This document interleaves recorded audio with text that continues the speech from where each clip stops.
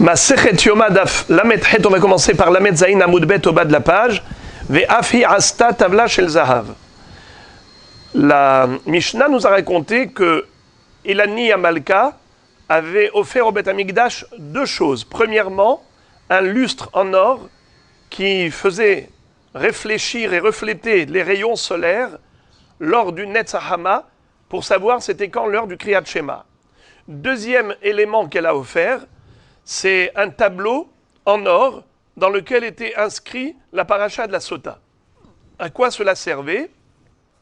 Ça permettait au Kohen de retranscrire sur un parchemin le sujet de la Sota qui figure dans Parashat Nasso, au cas où un mari avait accompagné sa femme au Beth Amikdash pour lui faire boire ce breuvage de Maïm Amarim, Maïm Amarerim, puisqu'il l'avait averti, il lui avait dit « Attention, je flaire, et j'ai l'impression, et je te soupçonne d'avoir des relations avec cet homme. » Et elle s'est quand même isolée avec cet homme. Et lorsqu'elle a été attrapée en flagrant délit lors de cet isolement, elle a prétendu que bien qu'elle était toute seule avec lui, mais n'a commis aucune faute, qu'elle n'avait pas commis d'infidélité réellement. En attendant, comme le doute planait sur elle, le mari n'avait pas le droit d'avoir des relations avec elle jusqu'à clarification de la situation. Il devait l'accompagner au Beth Amikdash, et là-bas, le Kohen allait effacer le passage, le texte de la Sota qu'il avait retranscrit sur un parchemin. Il rajoutait du sable, de la terre, du Beth Amikdash, et c'est comme ça que on allait vérifier. Le Kohen lui disait: soit tu as fauté, soit tu n'as pas fauté. Toi, tu prétends que non, tu ne l'as pas trahi. Alors, tu vas boire. Merci beaucoup. Dans la mesure... Comment? Il avait des témoins qu'elle s'était isolée, mais pas des témoins qu'elle a fauté. Alors, on disait comme ça. Il lui disait, si tu as fauté, avoue. Ton mari va te donner un guet et tu partiras. Mais si tu prétends que tu n'as pas fauté, alors bois cette eau. Mais sache que si tu as menti, tu vas payer cher parce que tu vas exploser sur le champ, littéralement. Son ventre, sa jambe, c'était terrible. Cette explosion immédiate, suite à la boisson de Maïm Amarerim.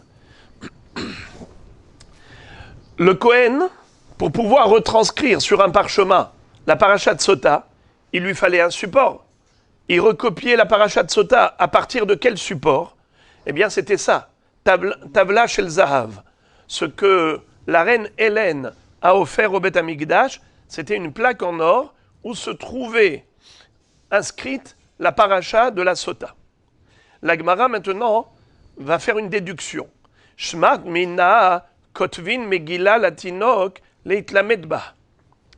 Dans Masechet Gitin, page 60, la Gemara nous cite une marloquette entre Tanaïm, à savoir, est-ce qu'on a le droit d'écrire que des parties de la Torah sur des parchemins, sur un support quelconque, ou bien on n'a pas le droit.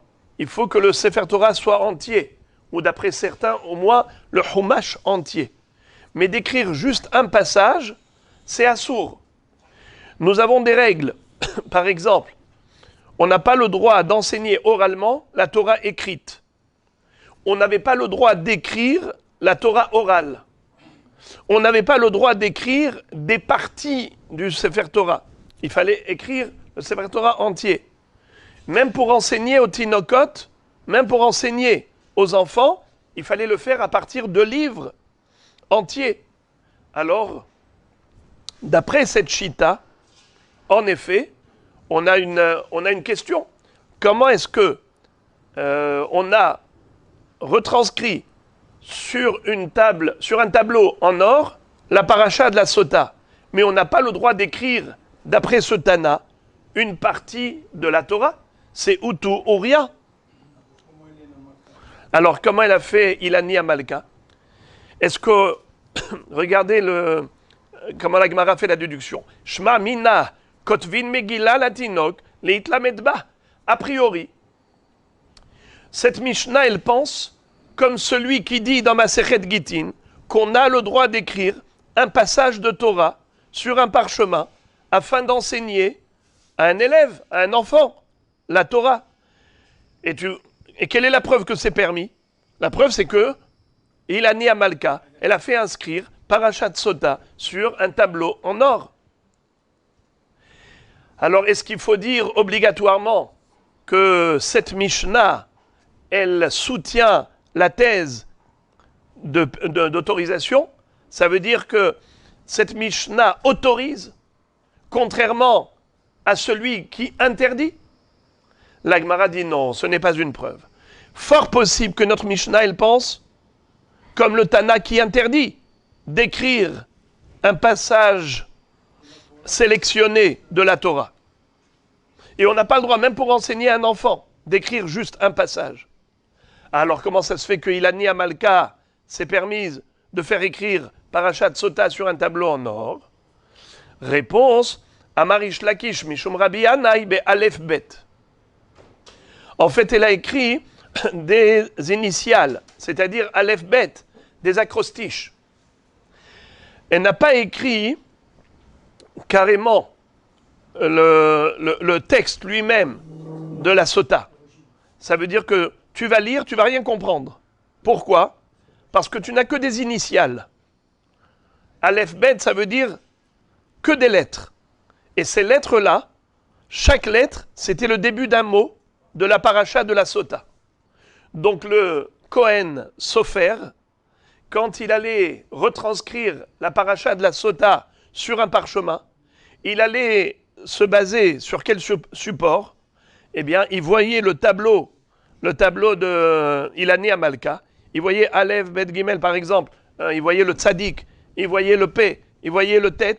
Chaque lettre, ça lui rappelait un mot de la paracha. Et c'est comme ça qu'il allait retranscrire. Be'alef bet. Comme ça dit Rashi. Otiot shel raché tevot. La Gemara réfute. Elle objecte. Et elle dit Metive ksheu kotev ro'e ve kotev mashekatuv batavla. Pourtant, il est écrit que le Kohen qui écrivait, regardez comment on nous dit la Braïta. Ksheu kotev, lorsqu'il écrivait, ro'e ve kotev mashekatuv batavla. Ça veut dire qu'il recopiait fidèlement ce qui était écrit dans la tabla, dans le tableau. Or, d'après toi, s'il allait recopier ce qui est écrit dans le tableau, c'est que des rachetevot, que des initiales. Alors quoi, il a écrit que des acrostiches? Mais non, on a dit qu'il faut écrire toute la paracha de la Sota.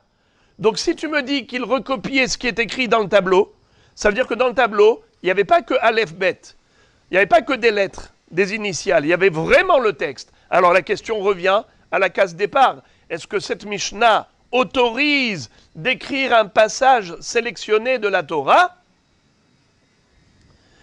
La Gemara répond, Ima, il faut dire comme ça, Ro'e ve kotev kemo shekatuv batabla. Qu'est-ce que ça veut dire? Faut pas lire ma shekatuv batabla, mais kema. Je répète, il y a ma et il y a kema. Quelle est la différence entre ma et kema? Ma, ça veut dire ce qui est écrit dedans. Kema, c'est comme ce qui est écrit. Comme. C'est quoi comme? Ce qui est écrit dedans, c'est Aleph Bet, que des initiales. Mais lui, il a écrit des mots entiers. Donc c'est comme, mais c'est pas vraiment pareil. La Gemara dit, Skeozmi, j'ai une braïta qui dit apparemment qu'il a vraiment recopié texto. Metive, ksheu kotev, ro'e ve kotev, ma shekatuv batavla. Ou ma katuv batabla, im shachav ishotar, ve im lo shachav, im satit, im lo satit. Qu'est-ce que ça veut dire?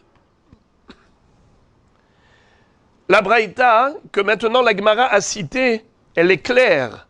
Elle est beaucoup plus détaillée que la braïta précédente. Dans la braïta précédente, tu as pu tirer ton épingle du jeu. Tu as dit, il ne faut pas dire ma shekatuv, il faut dire ke ma shekatuv. Mais maintenant, dans cette baraïta, on te dit carrément ce qui était écrit. On te dit, ou ma katuv batabla, qu'est-ce qui est écrit dans le tableau? Regarde le pasouk. Im shachav ishotar, vim lo shachav, im satit, im lo satit. Donc, on ne peut pas plus clair. C'est écrit clairement. Donc maintenant, la question revient à la case départ.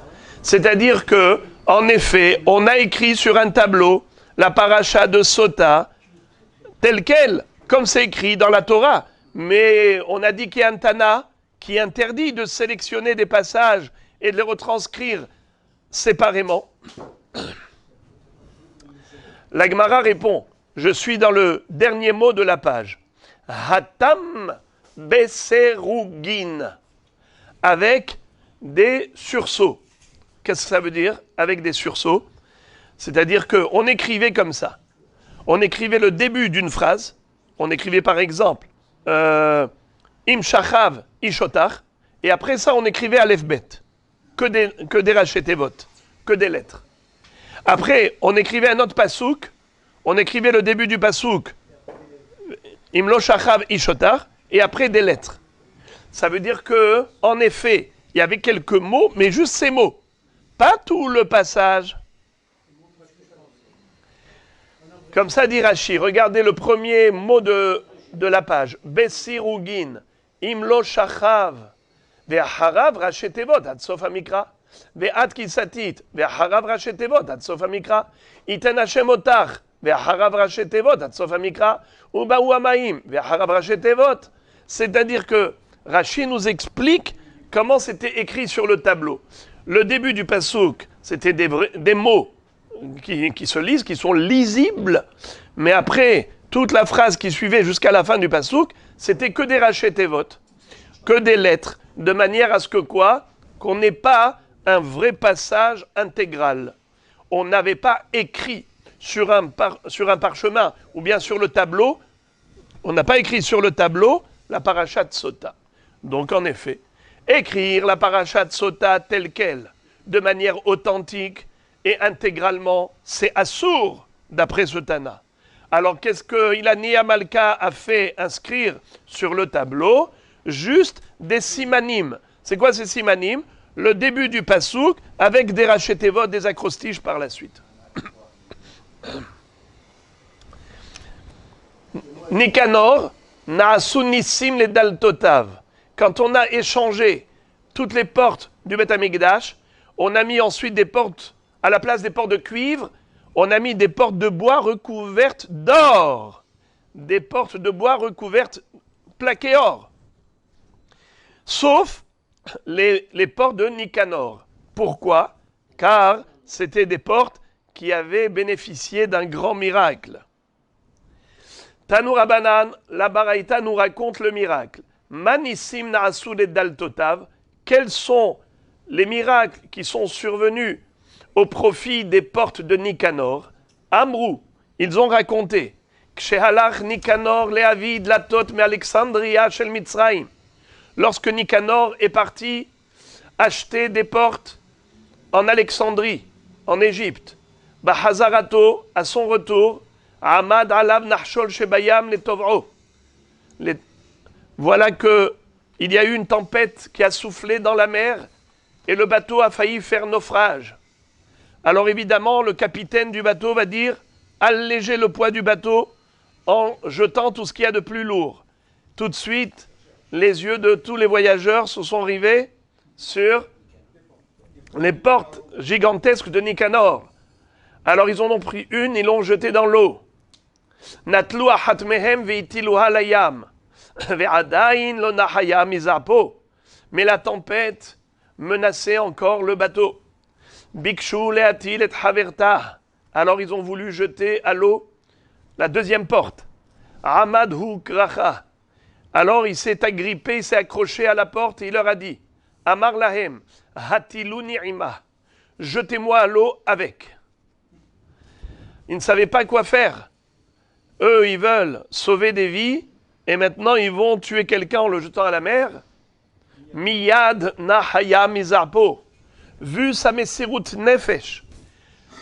Quand Akadosh Baruch Hu a vu combien cet homme était prêt à sacrifier pour offrir au Beth Amikdash des portes, de belles portes, alors, grâce à cela, la tempête s'est calmée.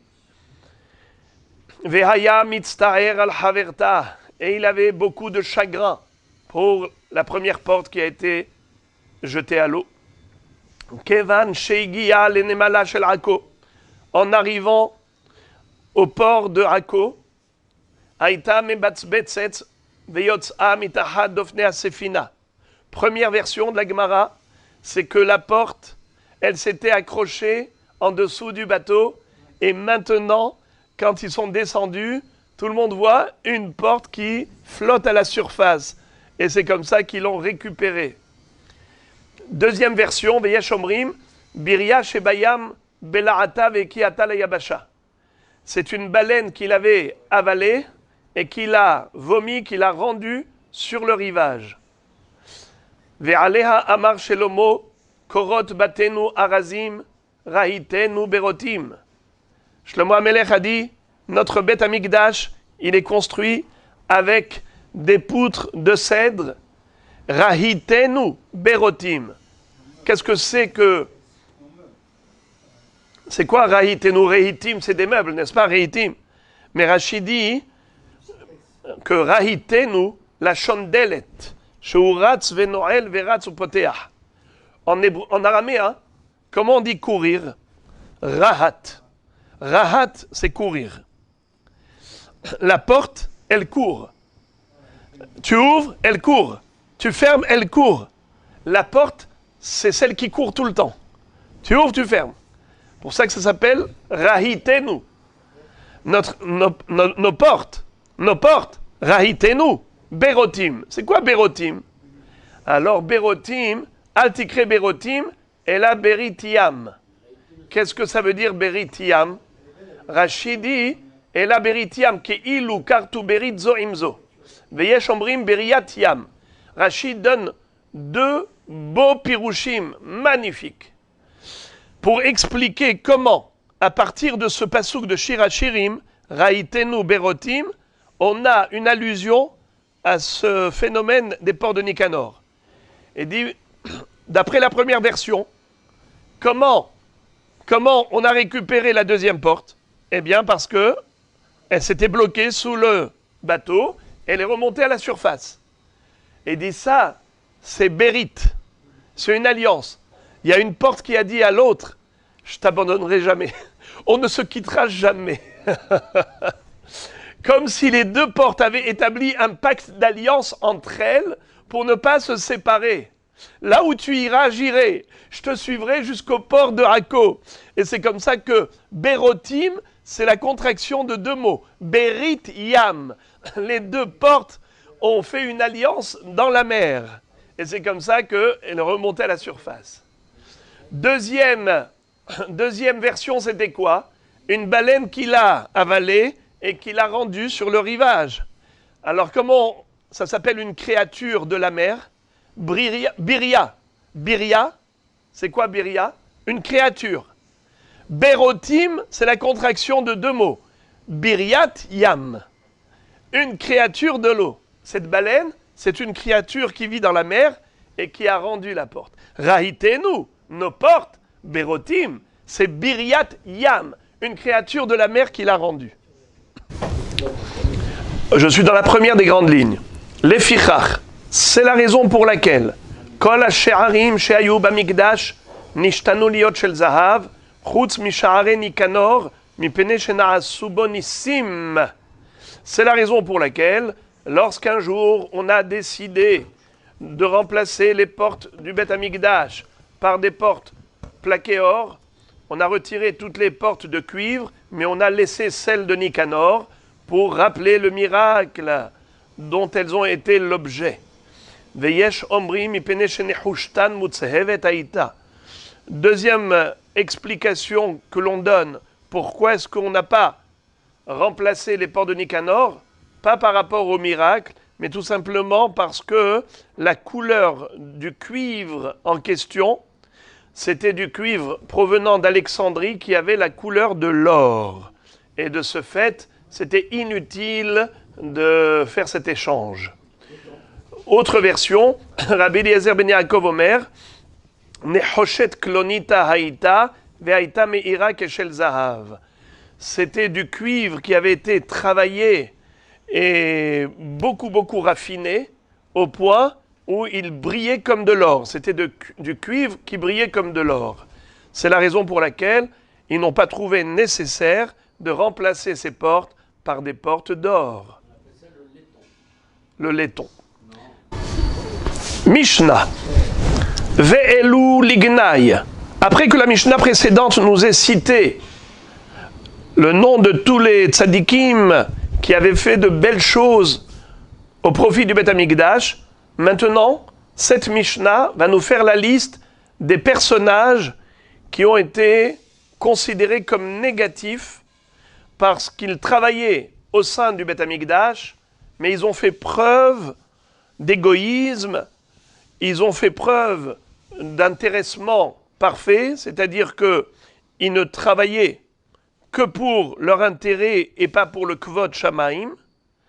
D'ailleurs, quand on leur a demandé d'enseigner le secret de la réussite de leur art, les règles de l'art, de leur chef-d'œuvre, ils n'ont pas voulu. Ils ont voulu garder le secret professionnel. On leur a dit, mais quand vous allez quitter ce monde, on aura après des problèmes.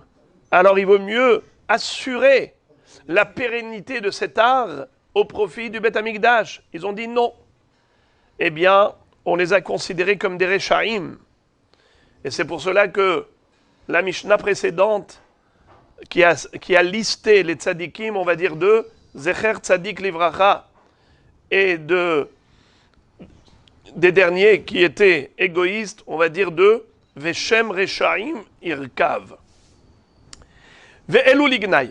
Voici ceux qui ont été évoqués dans le sens négatif. Shel Bet Garmu, Loratsu Lelamed al Maase Lechem Apanim.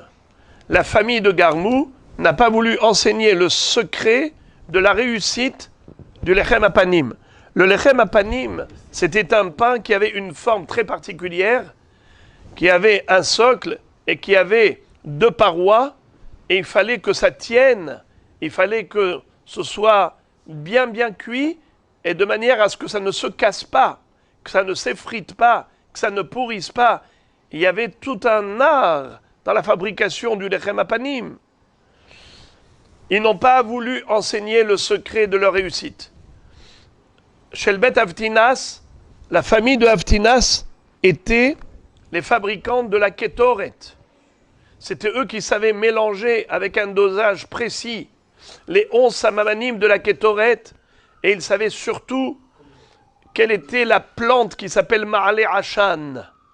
Ma'ale Hashan, c'est-à-dire Ma'ale Hashan Kolsheu. Une substance qui faisait que la fumée montait droit, comme un bâton, et non pas dispersée dans tous les sens, tout azimut. Eux, ils n'ont pas voulu révéler leur secret.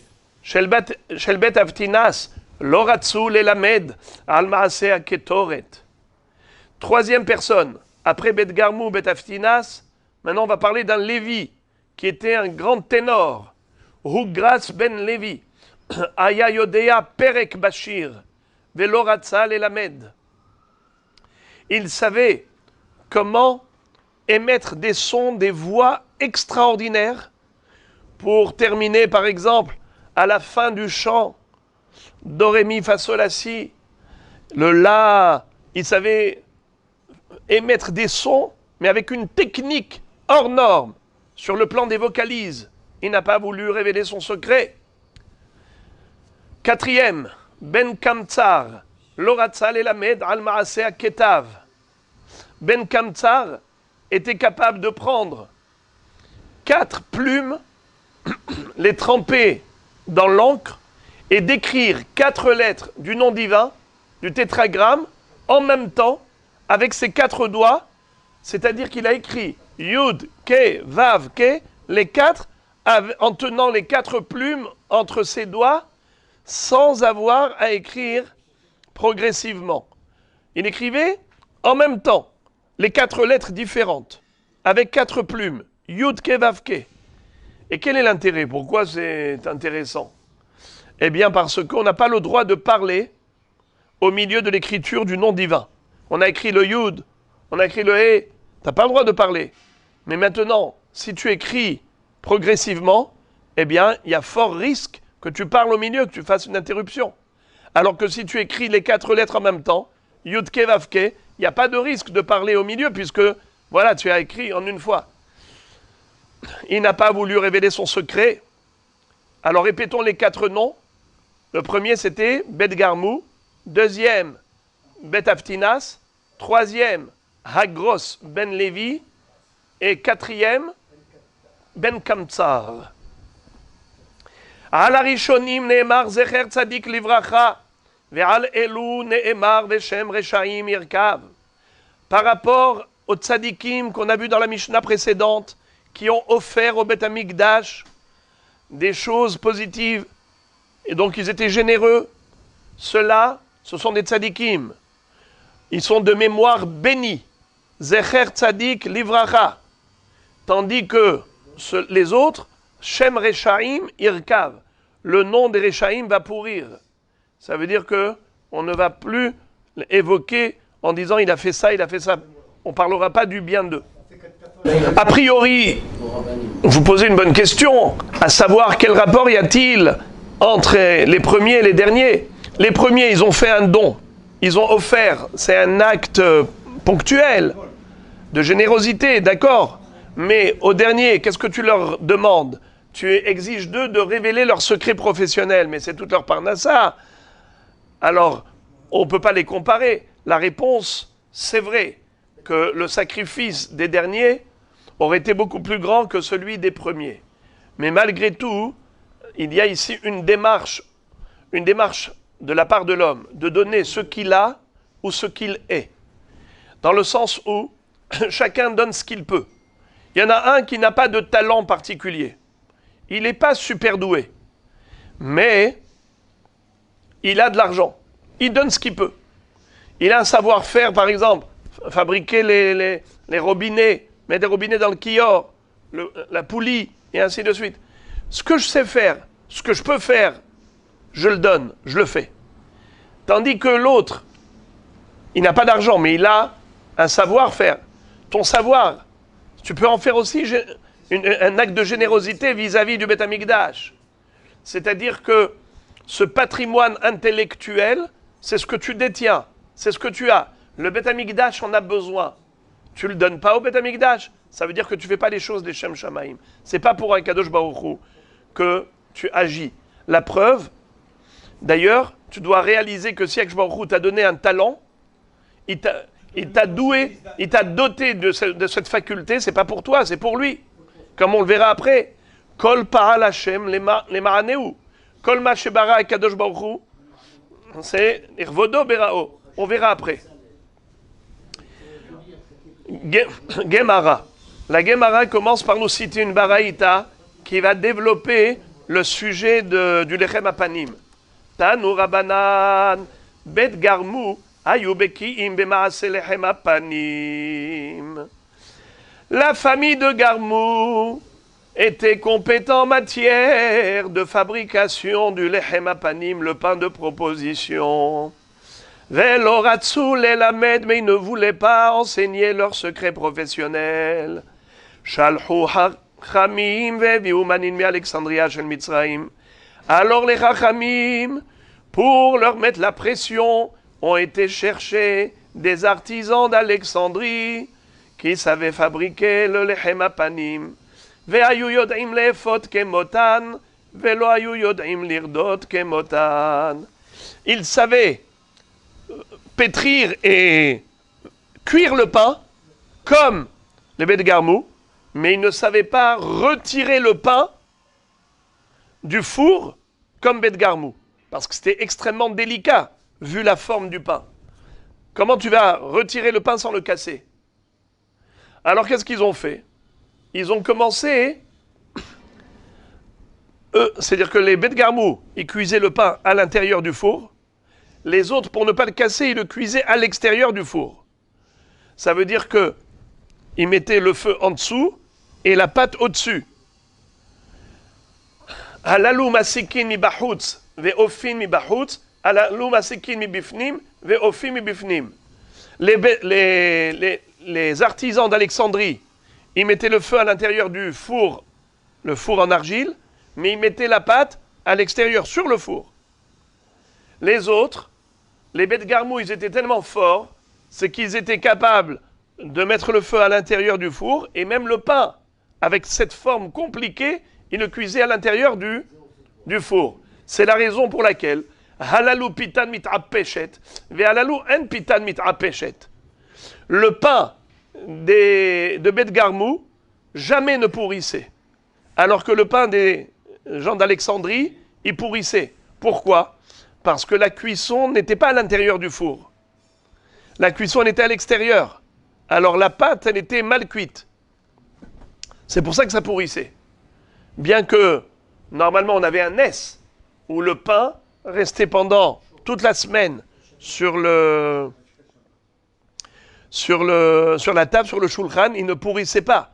Mais il fut un temps où malheureusement, il n'avait plus, après le premier Beth Amikdash, et après le début du deuxième Beth Amikdash, après qu'on n'avait plus les Kohanim, Gdolim, Tzadikim, alors malheureusement, on n'avait plus ce Nes-là.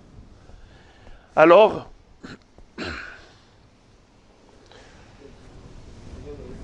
regardez d'ailleurs ce que dit Rashi. Halalou shebaou min Alexandria, les filles shelo hayu yod'im lirdot min atanur shelo yenishbar, les filles shu asu kemin prutza, teva prutza kemin tzfina, hayu yereim ledabeka mibifnim atanur veofin oto mibachutz. Les boulangers d'Alexandrie, comme ils ne savaient pas comment on pouvait retirer le pain du four, le détacher sans le casser, alors ils étaient obligés de le cuire à l'extérieur. Et c'est pour ça qu'après il y avait des problèmes.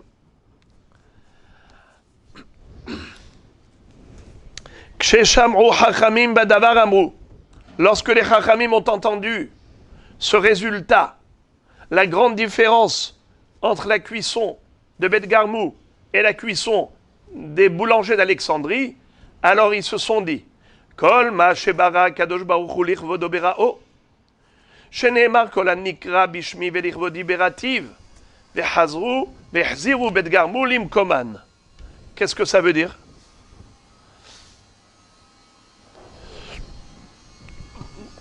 Ils ont dit ici à Kadosh Baruch Hu a donné justement à Beth Garmou ce savoir-faire, cette compétence qu'il n'a pas donné aux autres. Ça veut dire qu'Akadosh Baruch Hu, il a créé ce don chez Beth Garmou pour qu'ils viennent, eux, servir Hachem dans le Beth Amikdash. Et donc, il ne peut pas y avoir de concurrents. Les autres n'ont pas cette maîtrise. Alors, ils leur ont dit, venez, venez, revenez. Ça y est, on va licencier les boulangers d'Alexandrie, revenez à votre place. Ils ont dit non. Shalhu lahem hachamim velo ba'u. Les Chachamim les ont envoyés chercher, ils n'ont pas voulu venir. Kaflou lahem secharan ou ba'u. On leur a dit, bon, on va vous doubler le salaire, revenez. Bechol yom ayunot lim shnem asar mané, ve'ayom esrim ve'arba'a. Au début, on leur donnait 12 manés par an. Un mané par mois, 112. Et maintenant, on leur a donné le double. Rabbi Yehuda Omer, Bechol yom esrim ve'arba'a, ve'ayom arba'im u'shmona. Rabbi Yehuda dit, en général, on leur donnait 24 par an. Maintenant, on leur a donné 48 par an. Ça veut dire 2 manées par mois, maintenant 4 manées par mois. Amrou lahem hachamim. Alors les hachamim se sont adressés au Beth Garmou. Ils leur ont dit, Maraïtem shelo lelamed. Pourquoi refusez-vous de délivrer votre secret professionnel? Après vous, qui va faire comme vous? Mais former une nouvelle génération. Amrou lahem, ils ont répondu, Yod'im ayu shel bet abba, shebaïd ze'atid lecharev. Aïe, aïe, aïe, aïe, aïe, aïe, aïe. Nos ancêtres savaient que le Beth Amikdash sera détruit.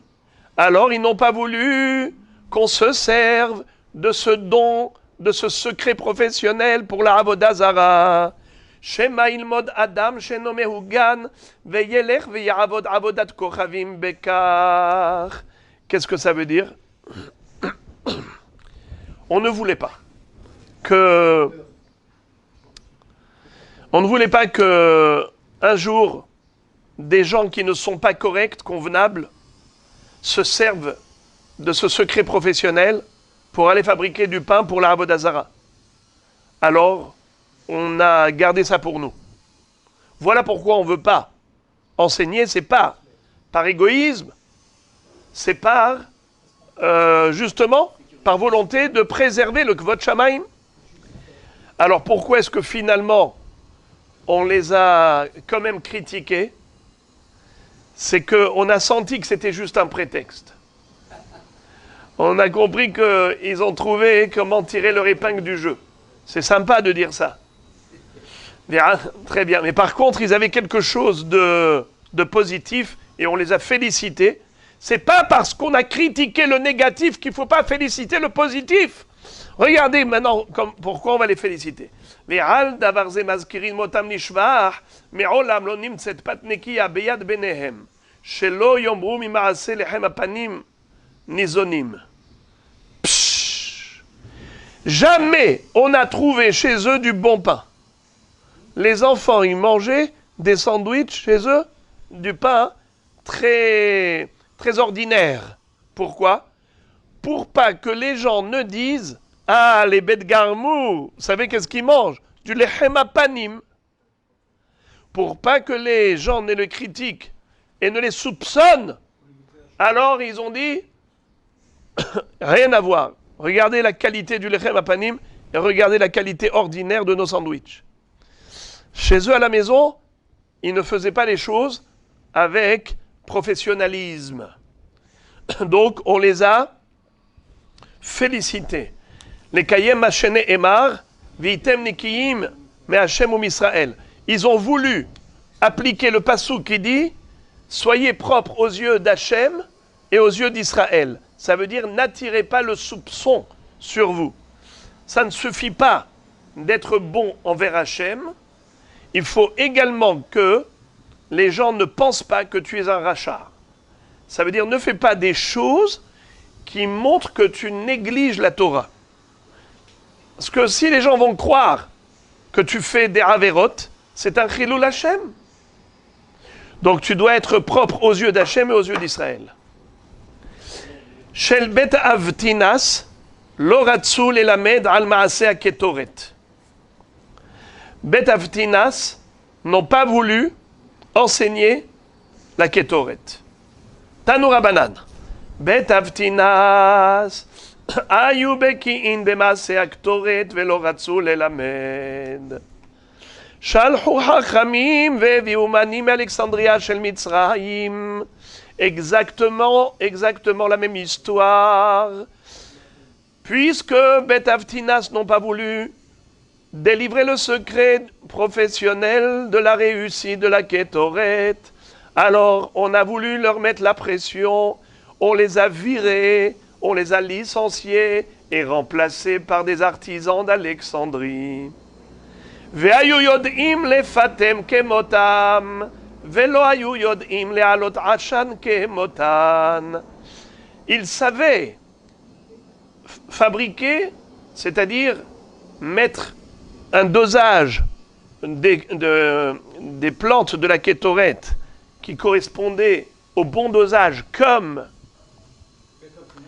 Bet avtinas. Donc le mélange était très bon, mais une chose qu'ils ne savaient pas faire comme eux, c'était faire monter le ashan, c'est-à-dire la fumée.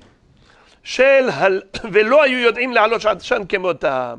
Shel halalu metamer ve'ole kemakel. La fumée de la Ketoret, fabriquée par Bet avtinas, montée droit comme un bâton. Shel halalu maftzir lekan ou lekan. Par contre, comment ils s'appellent?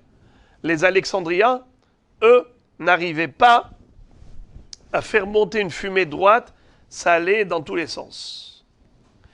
Kshéchamro hachamim badavar. Quand les hachamim ont constaté cette chose-là, ils ont dit, Amrou, Kol ma shebara kadosh baruch hu, nirvodo berao, shenemar kol pa'al Hashem lemaneu.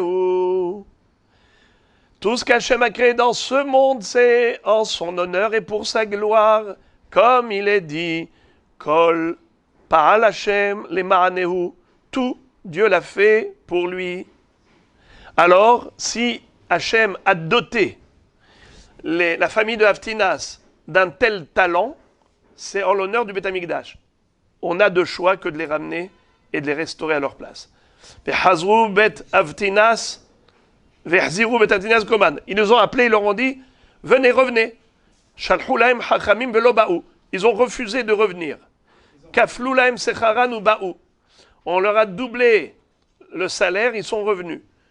Alors là encore, Bechol yom ayu notlim 12 mane vayom 24. Rabbi Yehuda Omer Bechol yom 24 vayom 48. Quel était leur salaire? D'après Tanakama, avant c'était 12 manées par an, maintenant c'est 24 manées. D'après Rabbi Yehuda, avant ils touchaient 24 manées, maintenant ils touchaient 48. Amrou lahem hachamim. Hachamim leur ont dit, Maraïtem shelo lelamed. Pourquoi vous refusez d'enseigner votre secret professionnel? Amrou, ils ont répondu, Yod im ayu shel bet haba shebaïdze atid le harev. Ils ont dit que nos ancêtres le savaient qu'un jour ce Beth Amikdash serait détruit. Amrou, ils se sont dit, Shema ilmod adam sheno mehugan veyelech veyavod avodat kochavim bekach. Qu'est-ce que ça veut dire? La même histoire. Ils ont donné le même prétexte. Pourquoi est-ce qu'on refuse? Car on a peur qu'un jour, après la destruction du temple, il y ait quelqu'un qui se serve de cela pour la Avodah Zara. Ok. Maintenant, ils avaient encore un autre comportement qu'on a félicité. C'est pas parce qu'on a critiqué ce qui est négatif qu'on va pas féliciter ce qui est positif. Qu'est-ce qu'ils avaient de positif? Ve'al davar ze mazkirim otam leshevach. Me'olam lo yatz'a kala mevusemet mi batehen. Figurez-vous, quand les filles de leur famille se mariaient, la kala, elle ne sortait pas parfumée. Incroyable. Pourquoi? Pour pas que les gens ne disent qu'ils se parfument de la kétoret, puisqu'ils fabriquent la kétoret. Alors ils ont dit non, on ne veut pas attirer les soupçons, on ne veut pas que les gens croient qu'on se parfume de la kétoret. Alors même la kala, le jour de son mariage, ne se parfumait pas. Et même mieux encore, Ksheayu nosim isha mimakom aher matnim ima shelo tidbasem. Et lorsqu'ils se mariaient et qu'une jeune fille venait se marier avec leur fils, et il disait à la jeune fille, à une seule condition, c'est que tu ne te parfumes jamais. Shelo yomru mimaase aketoret midbasemim, pour pas qu'on nous soupçonne, pour pas que l'on dise qu'on se sert de la kétoret pour se parfumer. Aïe, aïe, aïe, aïe, aïe, aïe, aïe.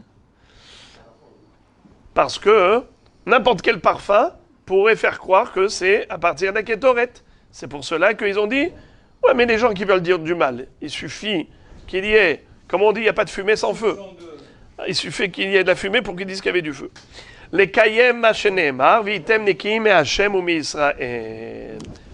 C'est pour être propre, pas seulement aux yeux d'Hachem, mais même aux yeux d'Israël. Et maintenant, les amis, on va voir que Bet Garmou et Bet Haftinas, finalement, ça n'a pas été pareil. Bet Haftinas, on est arrivé un jour à découvrir que Behemet, leur kavana était les Shem Shamaim. Avant, on pensait que c'était juste un prétexte.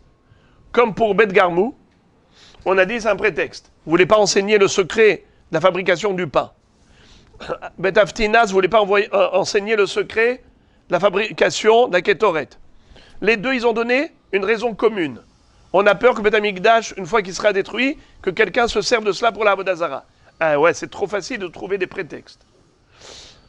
Mais finalement, il s'est avéré que Bet Haftinas, ce n'était pas un prétexte, c'était vraiment vrai. C'était leur vraie raison. Regardez l'histoire. Tanya, Amar Rabbi Ishmael, פעם אחת הייתי מהלך בדרך, פעם אחת הייתי מהלך בדרך, Umatzati had mibne benehem. Rabbi Ishmael raconte qu'un jour, il marchait et il a croisé un descendant de la famille de Avtinas à Martilo. Et je lui ai dit, Avotecha bikshu le'arbot kvodan, veratzu lema'et kvodamakom.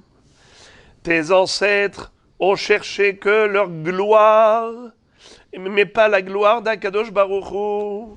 Arshav kvodamakom bimkomo mi'et kevodam. Et maintenant le kavod d'Akadosh Baruch Hu, il est intact, mais le kavod de tes ancêtres a disparu. Amar Rabbi Akiva. Rabbi Akiva raconte. Sahli Rabbi Ishmael ben Luga. Il y avait un autre Rabbi Ishmael qui s'appelle Rabbi Ishmael ben Luga. Il m'a raconté. Pa'amachat. Yatzati ani ve'had mibne benehem la sadeh lelaket asabim. Ve'raiti shesahak ubacha. Un jour, j'ai été me promener avec un descendant de la famille de Avtinas. Et que s'est-il passé? Nous marchions dans la forêt. On se baladait ensemble et on discutait. Et j'ai remarqué qu'à un moment donné, il a eu un éclat de rire, il a ri et il a pleuré. Je lui ai dit, Amartilo mipnema bachita. D'abord, explique-moi pourquoi tu as pleuré. Amarli kvod avotai nizkarti. En voyant une certaine plante, je me suis souvenu du kavod de mes ancêtres qui était mis à l'honneur à l'époque dans le Beth Amikdash quand ils étaient les fabricants de la kétoret. Il lui a dit maintenant, Mipnema sahakta, alors pourquoi tu as ri? Amarli she'atid akshbochu le'achzira lanu. Il lui a dit parce que un jour viendra, le Beth Amikdash sera reconstruit et Dieu nous redonnera cette chance de pouvoir œuvrer au sein du Beth Amikdash. O mipnema nizkarta. Il lui a dit pourquoi c'est maintenant que tu t'es rappelé? Du coup, tu te rappelles de tes ancêtres? Amarli ma'ale ashan kenegdi. Il lui a dit parce que là maintenant je suis en face d'une plante qui est le secret du ashan. Ma'ale ashan. C'est-à-dire qu'avec cette plante-là, la fumée, elle montait droit comme un bâton. Hein? Ma'ale ashan. Alors, il lui a dit, Har ehuli. Il lui a dit, montre-moi cette plante. Amarli, il m'a répondu, Shevu'ahi beyadenu, she'en mar'imoto lekol adam. On a un serment. Dans notre famille, tout le monde prête serment de ne jamais délivrer le secret de ce Ma'ale ashan. Et par contre, Amar Rabbi Yochanan ben Nouri, Pa'am achad matzati zaken echad. Encore Rabbi Yochanan ben Nouri raconte une histoire similaire. Et il dit comme ça, un jour j'ai croisé un zaken, au Megillat Samemanim biyado, quelqu'un de la famille de Avtinas, avec un rouleau de parchemin où il y avait dedans une liste et des dessins. Il y avait dedans la liste de la kétoret et les dessins des plantes de la kétoret. Amartilomeaïnata, d'où es-tu? Amarli mibet Avtinas ani. Je suis descendant de la famille de Avtinas. Uma biatrak, c'est quoi ce rouleau que tu as dans la main? Amarli megilat samemanim. C'est un rouleau où on a la liste de tous les samemanim de la kétoret. Il a dit, Har ehuli, montre-le-moi, montre-moi ce qui est écrit. Amarli, il m'a répondu, Kolzman shebet Abba yu kayamim, lo ayu mosrim oto lekol adam. Tant que nos ancêtres étaient là, ils n'ont jamais confié cette liste à quiconque. Maintenant, je te le donne à toi, parce qu'il n'y a pas de risque que quelqu'un ne s'en serve pour la Avodah Zara. À toi, je te le donne. À toi, je te fais confiance. Tiens le rouleau. Ve'izaherba, fais attention, pour pas que ça tombe entre des mains de gens négatifs qui s'en servent pour la Avodah Zara. Ukshebati vesarti devarai lifne Rabbi Akiva. Rabbi Yochanan ben Nouri raconte que lorsqu'il est venu chez Rabbi Akiva, il lui a raconté toute l'histoire avec ce zaken. Amarli, Rabbi Akiva m'a répondu, Me'ata asur les saper bignutan shel elu. À partir de là, faut plus critiquer la famille de Avtinas, car leur kavana était réellement les Shem Shamaim. Ce n'était pas un secret professionnel qu'ils ont voulu garder pour leur métier. La preuve, c'est que maintenant que Beth Amikdash est détruit, voilà, ils te le donnent. Dans le sens où c'était pas pour eux, c'était pour Kvod Shamaim. Alors on n'a plus le droit de parler du mal d'eux. Et Ben Azai va aller encore plus loin. Dans la réflexion, il va dire Mikan Amar Ben Azai. De cette histoire avec Bet Garmou et Bet Aftinas, on peut en déduire une règle de vie, un yesod de Emouna, la Emouna qu'on doit avoir en Hachem. Beshimcha ikra'ucha, ubimkomcha yoshivucha, umishelcha yitenulach, en adam nogea bamukhan lahavero, ve'en malchut nogaat bahaverta afilu kimlo nima. Les amis, on va traduire. Par ton nom, ils t'appelleront. À ta place, ils te remettront. De toi, ils te donneront. Un homme ne peut pas empiéter dans le domaine de l'autre. Un royaume ne peut pas empiéter dans le domaine de l'autre, même pas comme l'épaisseur d'un cheveu. Alors, on va lire le Rashi. Regardez, s'il vous plaît, le Hamoud Aleph, dernier Rashi. À gauche. Ikraoucha. Loïd agadam. Lomar ploni et kaper parnasati. Un homme ne doit pas se faire une angoisse et un souci en se disant mais un tel va me prendre ma parnassa. Ki al korhach beshem ikraoucha lavo velashuv vimkomcha. Même si on t'a viré, on va te ramener à ta place. Tu vois que Bet Garmou et Bet Aftinas avaient été licenciés.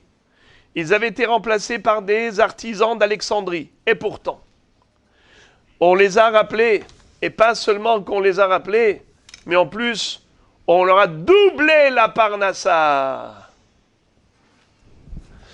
Rachid après, premier Rachid de la page. Ou Michel Chait Noulach, Klomar, Lo Michel Lahem ou Matana, et la maisonnote Ksuvin Lechamina Shamaim. C'est pas un cadeau qu'on te fait, c'est la parnassa qui t'a été réservée du ciel.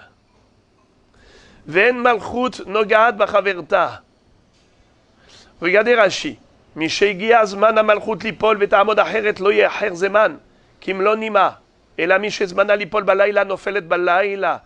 Shenemar bebelel yait katal belshatzar. Shezmana bayom nofelet bayom shenemar ubetach penches hashach hayom. Akadosh Baruch Hu a défini la durée d'une malchut. Par exemple, lorsque le roi Cyrus et Darius, Koresh et Dariavesh, se sont donné la main. C'était un gendre avec son beau-père. C'était les rois de Perse et de Médie. Ils ont été combattre Balthazar, Belshazzar, qui était le roi babylonien. Ils l'ont fait tomber, ils l'ont tué pendant la nuit. Il a été abattu pendant la nuit. Pourquoi? Car c'était la dernière nuit de son royaume. En Mitzraïm, il est écrit Betach penches hashachayom. L'obscurité, le soleil s'est couché en pleine journée dans la ville de Tarpenhes qui est en Égypte. Comme pour dire, c'était la fin du royaume égyptien. Eh bien, au milieu de la journée, ils ont été abattus. Ça veut dire qu'on est à la minute près, à l'heure, à une heure près, à une minute près, à une seconde près. Akadosh Baruch Hu a défini, c'est quand? La fin d'un royaume. Eh bien, en malchut nogal bahaverta filukim lo nima. Tu peux pas, un royaume ne va pas empiéter sur l'autre. C'est Bidiou qui a une frontière qui a été délimitée par Hachem. Vous vous rappelez l'histoire de Hatzot, lorsque Akadosh Baruch Hu avait dit qu'il allait frapper les premiers-nés de Mitzrayim à Hatzot. Moshe Rabbeinu a dit à Paro, Ke Hatzot. Akadosh Baruch Hu a dit, Ba Hatzot. Pourquoi? Parce que Moshe Rabbeinu a dit, si je vais dire à minuit, la mort des premiers-nés, si selon la montre égyptienne, on est à 2 secondes avant ou 2 secondes après, ils vont dire, tu vois, c'est pas vrai ce qu'a dit Hachem. Alors je vais dire que Hachem a dit qu'à Hatzot, à peu près à Hatzot. Mais Akadosh Baruch Hu, qu'est-ce qu'il a dit? Bah Hatzot. À minuit pile. Parce qu'Akadosh Baruch Hu connaît le point précis de Hatzot. Donc Akadosh Baruch Hu décide quelque chose, c'est jusque-là et pas après, ou bien à partir de là et pas avant, eh bien chaque Baruch Hu c'est précis. Hugras ben Lévi. Hugras ben Lévi, c'était un Lévi qui avait une technique incroyable au niveau du son, de l'émission de son. Taniak, Sheu Notel Kolo Binaima, lorsqu'il faisait entendre sa voix mélodieuse, Machnis Goudalo les torpives, Omania Hetzbaro ben Animin, il mettait son pouce à l'intérieur de la bouche et son doigt entre les poils de sa moustache. Et là, à ce moment-là, il allait pousser un cri. Il allait carrément faire sursauter tous ses frères, c'est-à-dire tous les Lévim qui étaient à ses côtés. Tout le monde était comme ça abasourdi par le son qu'il arrivait à émettre. Regardez Rashi. Ben Hanimin, entre les poils. Ben Halikat Nimat Asafan Neged Mechitzat Ahotem. Ça veut dire ici, en dessous de Mechitzat Ahotem, la paroi, la cloison du nez, en dessous. Là, ici, on a la moustache. Donc, il faisait rentrer son pouce à l'intérieur, son doigt ici, et on ne sait pas comment il faisait pour émettre un son hors norme. Regardez comment dit Rashi, Nizkarim bebatrosh, nirtaim mehachraat hakol. Il arrivait à émettre comme ça un son de finition, ils étaient tous choqués. Ok. Tanu Rabanan, Ben Kamtsar lo ratza lelamed al maaseh aktav. Amru alav shaya notel dalet kul musin ben etzberotav, ve'im hayta teva shel dalet otiyot haya kodva bebat achat.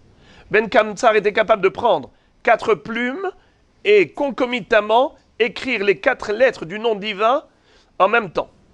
Amroulo maraïta shelo lelamed, ils lui ont dit mais pourquoi est-ce que tu ne veux pas enseigner? Kulan matzut et shuval divrem, tout le monde a trouvé un argument. Ben Kamtsar lo matzat shuval idvarav, mais Ben Kamtsar n'a pas trouvé de prétexte. Ala rishonim neemar zecher tzadik livracha, ve'al Ben Kamtsar v'chaverav neemar v'shem reshaim yirkav. Alors, en effet, finalement, on a dit que tous les autres qui avaient un argument, Zecher Tzadik Livracha, mais lui qui n'avait aucune raison, eh bien, Shem Reshaim Yirkav. Maï Veshem Reshaim Yirkav. Que veut dire que le nom des Reshaim va pourrir? Amar Rabbi Elazar Rekvivu Ta'ale Bishmotam. Delom Askinan Bishmaïhu. C'est-à-dire que leur nom va rouiller. On ne va plus les mentionner, les évoquer pour du bien. Mativ Ravina. Ravina pose une question, il dit Maaseh bedoeg ben Yosef shenihu aviv ben katan leimo bechol yom hayta imo modedato bitfahim venotenet mishkalo shel zahav lebet hamikdash. Ça veut dire que quand on dit que Shem Reshaim Yirkav, le nom des Reshaim va pourrir. Qu'est-ce que ça veut dire que le nom des Reshaim va pourrir? Ça veut dire qu'il ne faut jamais nommer un Ben Israël avec le nom d'un Racha. C'est pour ça que le nom des Reshaim va rouiller. Qu'est-ce que ça veut dire, il va rouiller? Il va rouiller, ça veut dire que personne ne l'utilise. Personne n'utilise le nom d'un rachat. Il ne faut pas appeler son fils par le nom d'un rachat. C'est pour ça que le nom va rouiller. Qu'est-ce que ça veut dire rouiller? Ça veut dire que ça fait des années qu'on n'a pas entendu ce nom. Personne n'appelle son fils. Alors, la Gemara pose la question, elle dit, mais pourtant, il y avait un rachat, il s'appelait comment? Doeg Adomi. Vous vous rappelez, à l'époque de Shaoul Amelech, il y avait un ennemi de David qui s'appelait Doeg Adomi. Doeg Yahitophel. Doeg, c'était un rachat. Et pourtant, nous voyons qu'à l'époque du deuxième Beth Amikdash, il y avait un enfant qui avait été appelé Doeg. Doeg ben Yosef. Comment ça se fait? Mais tu as dit Shem Reshaim Yirkav. Il faut laisser pourrir et rouiller le nom des Reshaim. Il ne faut pas nommer ton fils par un nom pareil. Alors comment? À l'époque du deuxième temple, il y avait quelqu'un qui appelait son fils Doeg. Mais Doeg, c'était un rachat à l'époque de David. C'est pour ça qu'il n'est pas répondu. Hein? C'est pour ça qu'il n'est pas répondu. C'est-à-dire, mais comment ça se fait qu'on vient de dire que c'est assourd de nommer son fils par le nom d'un rachat? Et là, maintenant, tu vois que oui, il avait nommé. Mativ Rabina, Maaseh Doeg ben Yosef. Et cet homme-là, Doeg ben Yosef, Inihu Aviv ben Katan Leimo. Apparemment, son père est décédé quand il était jeune. Sa mère, elle l'adorait. Qu'est-ce qu'elle a fait, sa mère?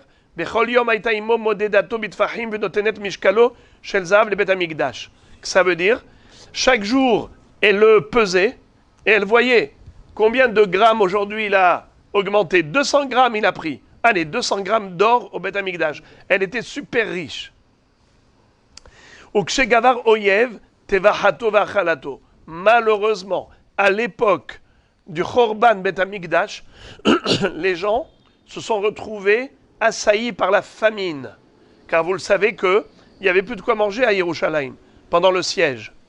Il y avait des entrepôts qui ont été brûlés par les bandits et de ce fait, il n'y avait plus de quoi manger.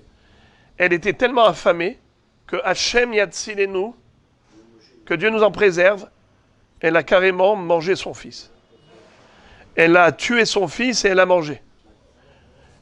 Elle a, c'est comme dit le Passouk, Im tochalna nashim piriam rolele tipuhim. Rolele tipuhim, des bébés qu'elle mesurait avec des tefahim. Elle donnait un tefah d'or par rapport à son évolution physique.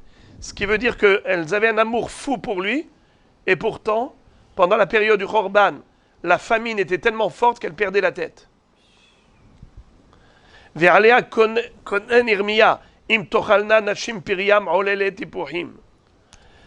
Meshiva ruach hakodesh, ve'omeret im yarek b'mikdash Hashem Kohen ve'navi. Qu'est-ce que ça veut dire? Akadosh Baruch Hu a répondu, vous vous étonnez, comment vous en êtes arrivé là, à une situation aussi dramatique et catastrophique, chaotique? Eh bien, c'est parce que vous avez tué le Navi dans le Beth Amikdash. C'était le prophète Zacharie, Zacharia Navi qui était Kohen en plus. Im yeharek b'mikdash Hashem Kohen ve'Navi, ils l'ont tué dans le Beth Amikdash. Voilà le résultat. Alors maintenant, qu'est-ce que nous voyons? Tout compte fait, c'est que cet enfant s'appelait Doeg. Réponse. Hazé Maïsa Ligbe.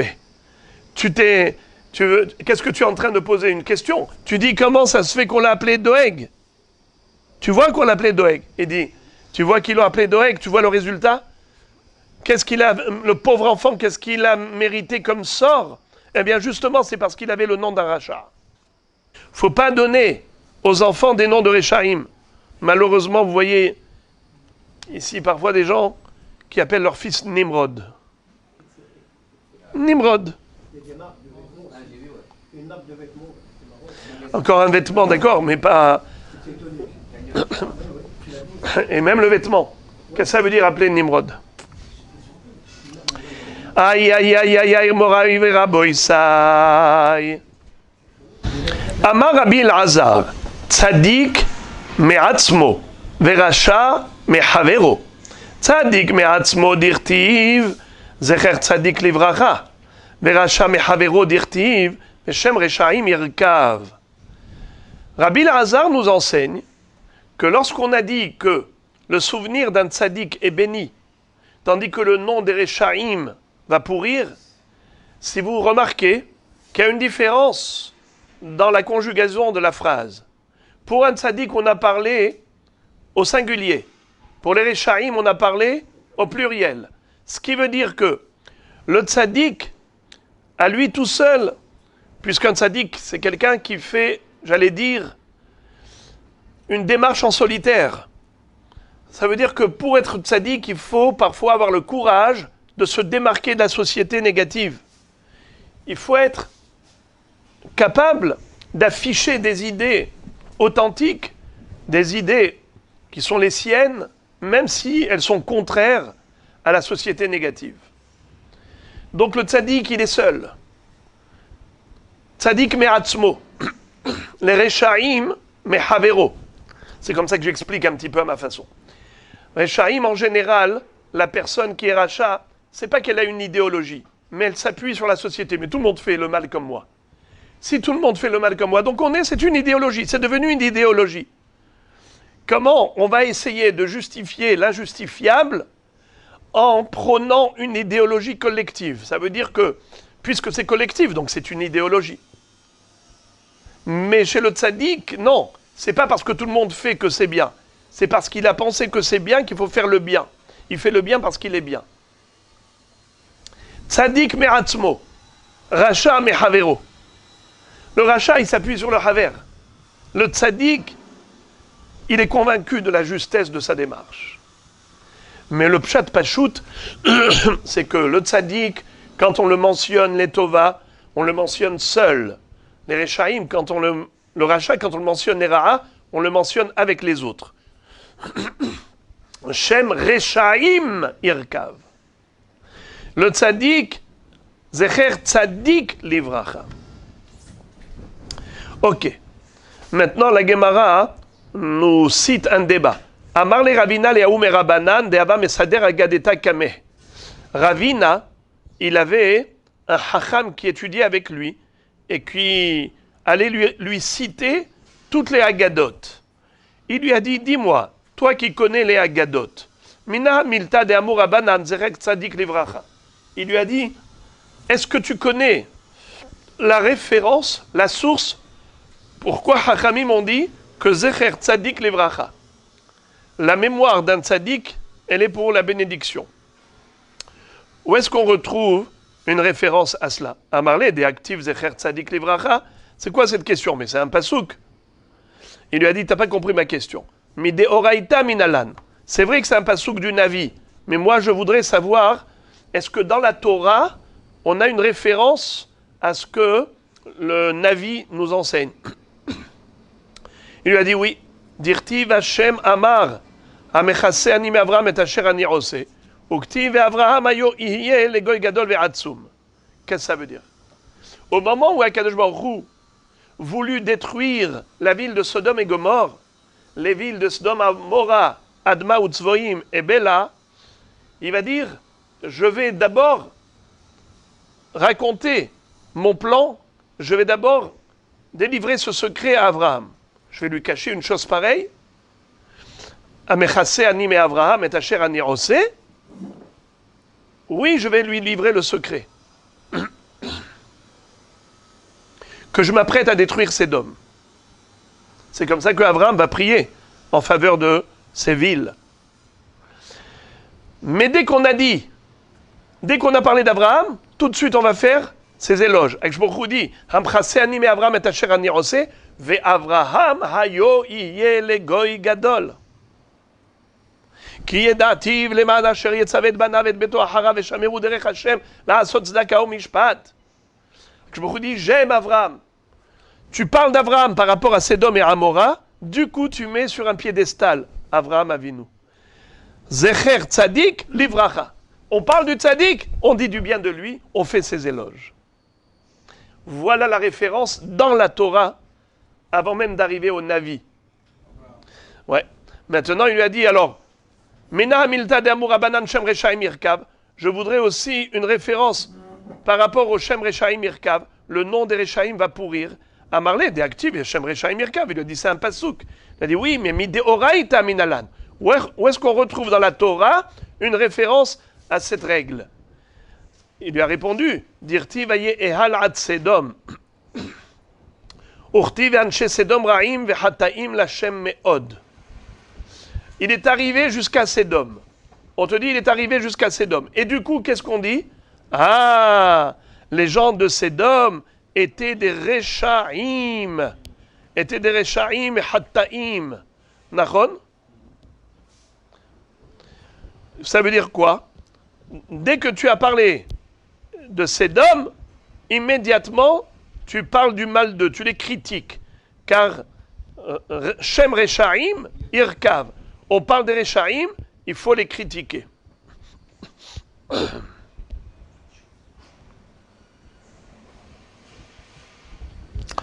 Qui est-ce qui est arrivé jusqu'à Sodome? Vaye Ehalad Sodome, c'était qui? C'était Lot.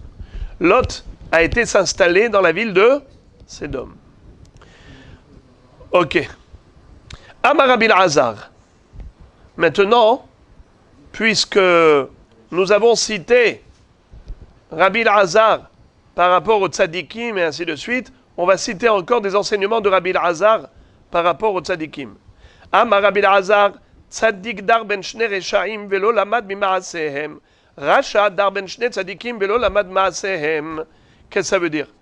Il fut un temps où il y avait un tzadik qui a vécu parmi les reshaim et il est resté tzadik. Il n'a pas pris exemple sur eux. Et il fut un temps où il y avait un rachat qui a vécu entre deux tzadikim et malheureusement il est resté rachat. Il n'a pas pris exemple sur eux. Qui est le tzadik chez Dar ben Shne Reshaim velo lamad maasehem? Ovadia. Ovadia, il a vécu avec deux Reshaim. C'était qui? Ahav. Ahav, il était le roi à cette époque, marié à une Risha qui s'appelait Isével. Et qui vivait dans le palais royal? Le prophète Ovadia. Ovadia Navi. Il était proche de Ahav et de Isével, et c'est pas pour autant qu'il a été influencé négativement. Il est resté tzaddik. Racha Adam ben Shne tzadikim velo lamad maasehem ze Esav. C'était qui le rachat qui a vécu entre deux tzadikim et il n'a pas appris d'eux? C'était Esav Racha. Qui sont les deux tzadikim? Yitzhak et Yaakov. Bravo. Ze Esav. Amar Rabbi Elazar. Mi birkatan shel tzadikim ata lamed klala la reshaim. Ou mi kilelatan shel reshaim ata lamed bracha la tzadikim. Mi birkatan shel tzadikim ata lamed klala la reshaim dirtiv. Ki yedativ leman asher yetzavet banav et beto harav. Uktiv batre vayomer Hashem zarakat sedom va'amora ki rabba. C'est-à-dire que de la bracha des tzadikim, là où Akadosh Baruch Hu il est mevarech les tzadikim, il est mekalel les reshaim. Comme Akadosh Baruch Hu il a été mevarech et Avraham, ve'Avraham hayo yeh le goy gadol ki yedativ leman asher yetzavet banav et beto harav. Et tout de suite après, il va maudire Sédom. Il va dire, je vais détruire Sédom. Si je peux me permettre de rajouter un grain de sel, c'est de dire que les tzadikim dans le monde démontrent qu'il est possible d'être tzadik. Alors, ça enfonce les Reshaim. Car les Reshaim ne peuvent pas dire, mais tout le monde était rachat, on ne pouvait pas être tzadik. Tu vois bien qu'il y avait des tzadikim. Alors c'est la bracha du tzaddik qui fait que la klala, elle arrive rapidement sur le rachat. Et l'inverse aussi. Mikele latan shel reshaim atalamet bracha la tzaddikim. Dirtiv anshe sedom ra'im v'hataim l'Hashem, v'Hashem amar el Avram achari pared lo be'imo. C'est-à-dire que lorsqu'on a mis en exergue la rish'ut des reshaim et la klala qu'ils méritent, automatiquement on met en relief la bracha que méritent les tzadikim. Comme j'ai dit, qu'est-ce qui met à l'honneur les tzadikim? C'est les reshaim. C'est pas évident d'être tzadik. Regarde combien de reshaim il y a. Donc le tzadik mérite doublement de récompense. Encore un enseignement de Rabbi Elazar par rapport aux tzadikim. Amar Rabbi Elazar, afilu bishvil tzadik ehad olam nivra. Shenemar vayar Elohim et haor ki tov. Ven tov el tzadik. Shenemar imru tzadik ki tov. Qu'est-ce que ça veut dire? Même pour un tzaddik, ça valait la peine de créer le monde. Comme il est écrit au moment de la création, Vayar Elohim et haor ki tov. C'est qui tov? Le tzaddik s'appelle tov. Pour le tov, qui est le tzaddik, ça vaut la peine de créer la lumière et de créer toute la création. Ki tov. Chaque jour de la création, il est écrit ki tov. Qui est-ce qui s'appelle tov? Le tzaddik. Il fait du bien. De ce Imru Tzadik, qui Tov. Il n'est pas seulement Tov la Shamaim, il est Tov la Biriot. Être bon envers Hachem. Être bon envers les créatures. Le monde valait la peine d'être créé pour cette personne. Aïe, aïe, aïe, aïe, aïe, aïe. Amari Bil'azar. כל המשכח דבר מתלמודו גורם גלות לבניו, שנאמר ותשכח תורת אלוהיך אשכח בניך גם אני. Rabbi Elazar dit celui qui néglige le limud Torah, même ce qu'il a appris, il l'oublie, parce que ça ne l'intéresse pas de retenir. Alors malheureusement, il déclenche l'exil pour sa descendance. Toi, tu as oublié la Torah de ton Dieu, eh bien, Dieu oublie tes enfants. Hasve shalom. Rabbi Abahu Amar Moridi Moto Migdulato, Shenemar Kiata Da'at Ma'asta, Vaim Asacha Mikahenli. Aussi, il perd son haut rang, son poste important. Toi, tu as méprisé la chokma de la Torah, Akshbaruch dit, je n'ai pas besoin non plus de ta kehuna, de ton service. Amar Rabbi Chia bar Abba Amar Rabbi Yochanan, en tzadik niftar min haolam ad shenivra tzadik kemoto, shenemar vezara hashemesh uba hashemesh, ad shelo kavta shimsho shel Eli, zarha shimsho shel Shmuel Laramati. Akadosh Baruch Hu nous promet qu'il y ait toujours des tzadikim. Maintenant, on a terminé avec des enseignements de Rabbi Elazar. On va maintenant citer des enseignements de Rabbi Yochanan au nom de Rabbi Chia. Pardon, excusez-moi. Rabbi Chia bar Abba au nom de son maître Rabbi Yochanan. Là encore, c'est en rapport avec les tzadikim. Rabbi Chia bar Abba dit au nom de Rabbi Yochanan, Akadosh Baruch Hu a constaté que les tzadikim sont peu nombreux, alors il les a répartis dans toutes les générations. Il les a parsemés au fil des générations. Ra Kadosh Baruch Hu shetzadikim mu'atim amad ushtalan bechol dor vador. Sheneemar ki Hashem etzuke eretz vayashet alehem tevel. C'est quoi metzuke eretz? Yotzek, yetzuka, les piliers. Kadosh Baruch Hu, c'est lui qui détient les piliers du monde. Alors il les a parsemés au travers des générations. Ça veut dire qu'il a basé le monde sur ces tzadikim. Si tous les tzadikim étaient arrivés dans une génération et après il n'y en a plus, eh bien le monde il s'écroule. Qu'est-ce que fait Akadosh Baruch Hu? Pour qu'il y ait toujours des piliers du monde, alors il a basé le monde sur les tzadikim, il les a répartis. Comme on avait vu juste avant, que quand Eli Cohen, son soleil s'est couché, s'est levé le soleil de Shmuel. Un soleil se couche, un soleil se lève. Uba Hashemesh, Vezara Hashemesh, Uba Hashemesh. Ad shelo shaka shimsho shel Eli Cohen, Zara shimsho shel Shmuel Aramati. Avant même que se couche le soleil de Eli Cohen, c'est déjà levé le soleil de Shmuel Hanavi. Donc il y a toujours un tzaddik sur terre. Bam bam bam bam bam. Encore un enseignement qui ressemble à un enseignement qu'on a déjà vu. Amar Rabbi Chia bar Abba Amar Rabbi Yochanan, afilu bishvil tzadik echad haolam mitkayem shenemar vetzadik yesod haolam. Le monde peut tenir même sur la base d'un seul tzaddik. Grâce à un tzaddik, le monde entier peut tenir. Comme il est dit, tzaddik yesod olam, ve tzaddik yesod olam. Et le tzaddik est la base du monde, le support du monde. Rabbi Chia didé amar me'acha. Rabbi Chia, lui, personnellement, il dit, je le déduis du passouk suivant. Ragle hasidav ishmor. Qu'est-ce que ça veut dire? Ragle hasidav ishmor. Rachidi bishvil hasidav. Kemo vayvarech Hashem otra le ragli. Pour les Hasidim, Dieu est Shomer le monde. Alors, la Gemara pose la question, elle dit, mais c'est pas au singulier, c'est au pluriel. Raglé Hasidav, Ishmor. Et tu m'as dit que même un seul tzaddik suffit pour maintenir le monde en existence. Mais là, c'est écrit Hasidav au pluriel.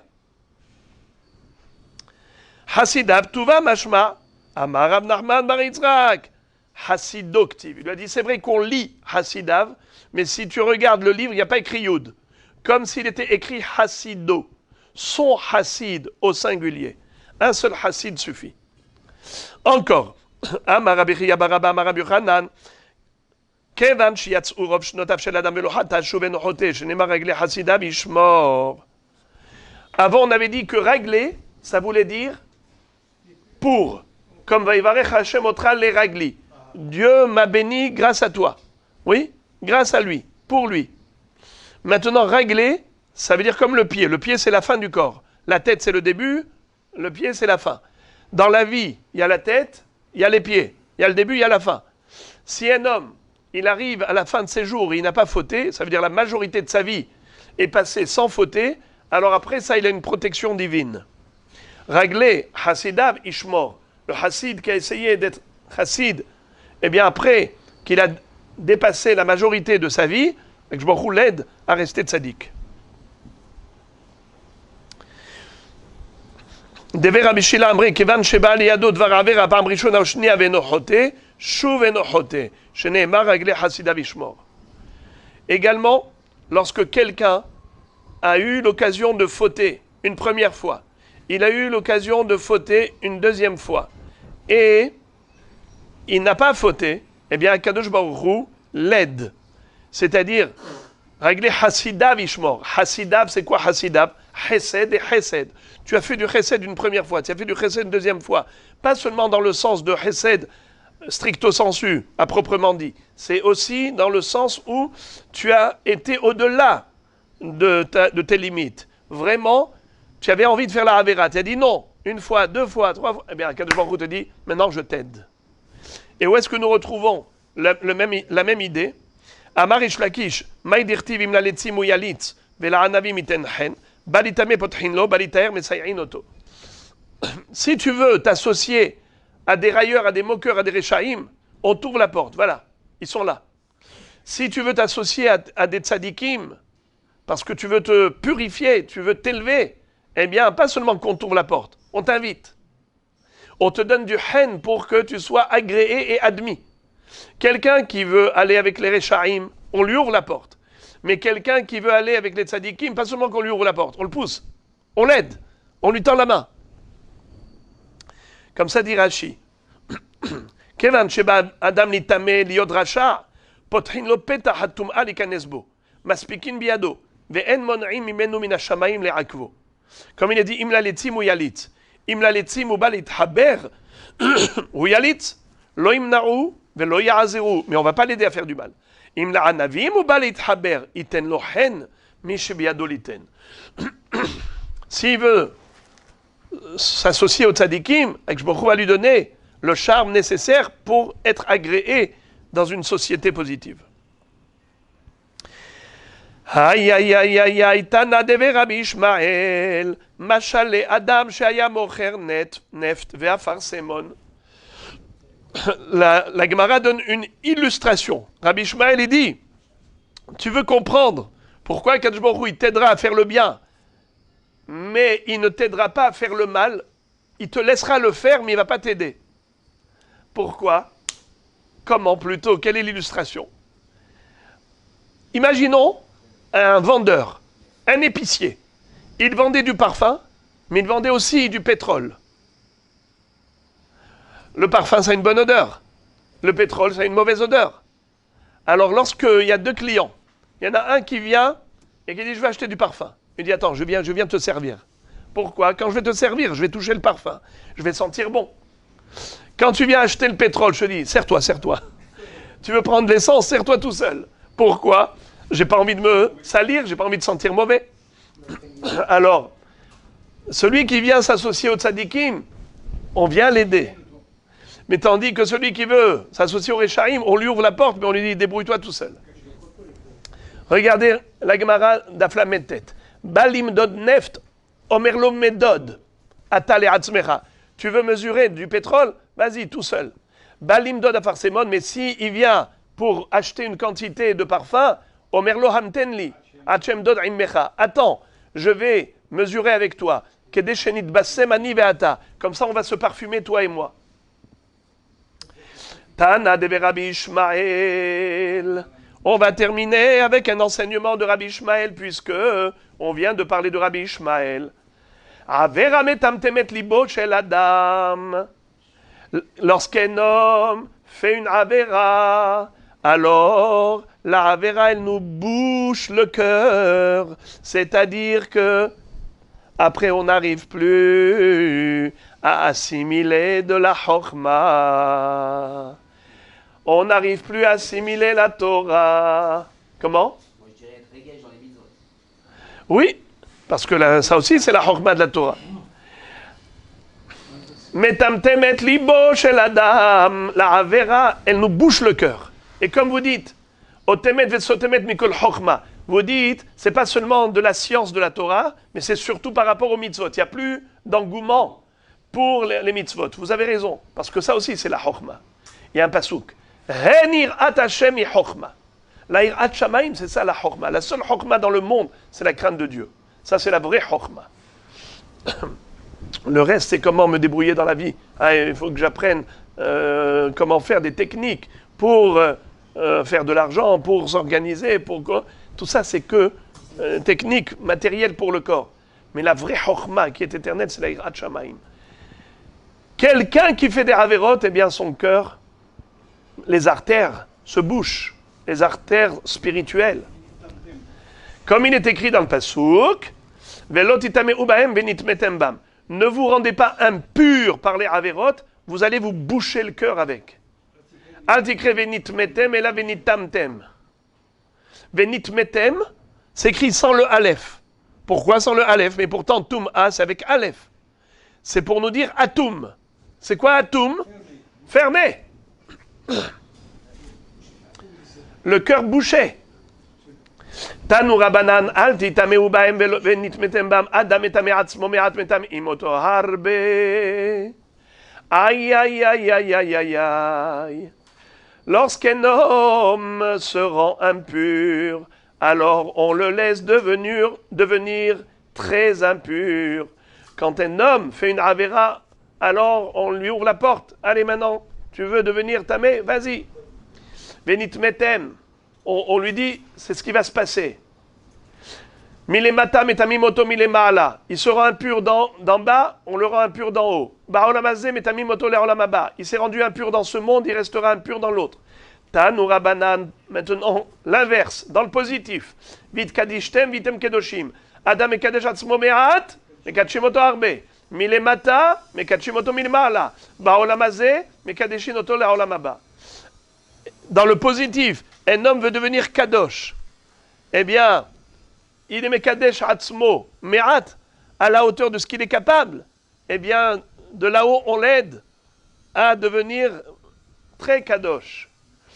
Dans ce monde, il a essayé de vivre dans la kedusha. Eh bien, là-haut, il méritera de se retrouver dans la kedusha, à proximité d'Akadosh Baruch Hu. Izke lechaye ha'olam haba. Hadran alach amar lahem ha'memune. Bruchim tiyu.